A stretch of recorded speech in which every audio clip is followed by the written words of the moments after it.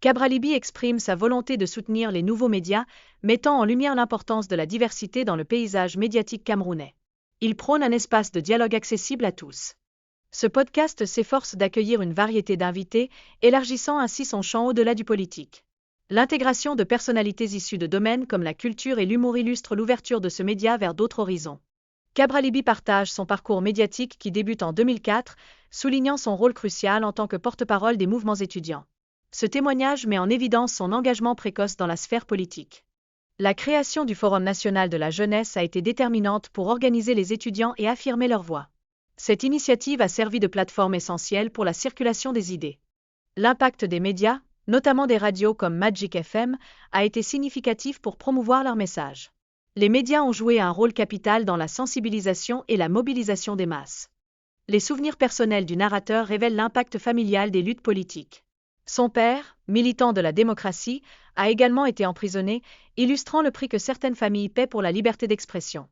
Le parcours personnel de l'interlocuteur met en lumière les sacrifices consentis pour embrasser des responsabilités précoces, souvent au détriment de sa jeunesse. Ces choix ont indéniablement façonné son existence actuelle. La réaction de la population face à la tragédie actuelle souligne un sentiment profond d'abandon et de méfiance envers le gouvernement. Cela révèle un besoin urgent de responsabilité et de transparence de la part des autorités. Les forces de défense jouent un rôle essentiel dans la lutte contre le terrorisme, bien qu'elles n'aient pas réussi à maîtriser complètement la situation. Leur courage et leur dévouement méritent d'être reconnus, surtout dans ces temps difficiles.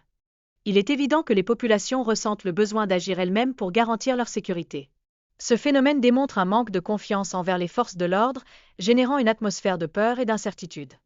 Il existe un décalage préoccupant entre les attentes de la population et la réalité des services de sécurité fournis par le gouvernement. Ce fossé doit être comblé pour restaurer un climat de confiance. Les tensions politiques entourant les élections présidentielles à venir soulèvent des préoccupations additionnelles quant à la stabilité et à la sécurité du pays. Ces enjeux sont susceptibles d'affecter la perception de la sécurité publique. La discussion autour de l'absence de plan B dans les candidatures soulève la conviction que la démocratie doit non seulement perdurer mais aussi évoluer, même en période d'adversité. Cela suggère un engagement fort envers le changement politique. Il apparaît que la nécessité d'une coalition pour une transition refondatrice est indispensable afin de réconcilier les Camerounais et de redéfinir les règles démocratiques. Cela inclut un audit de l'État dans les années à venir.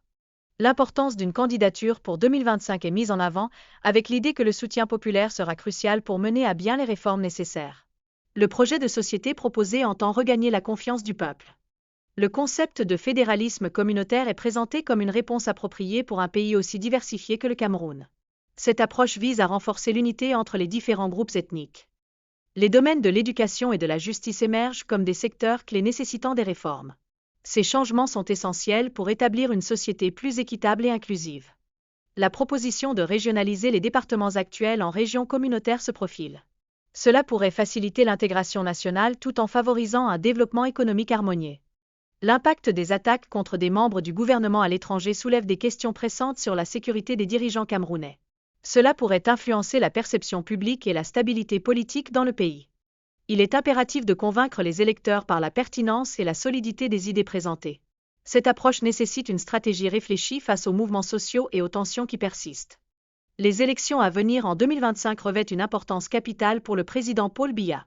La dynamique politique pourrait connaître un tournant si l'opposition parvient à s'unir, à l'instar de ce qui a été observé dans d'autres pays africains.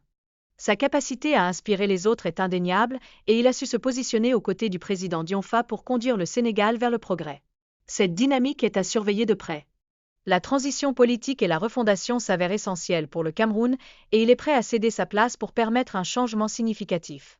Ce mouvement pourrait ouvrir la voie à de nouvelles opportunités. Le football au Cameroun, bien que populaire, souffre d'un manque de vision sportive. Cette lacune complique les efforts de ceux qui ambitionnent de développer ce secteur crucial pour le pays.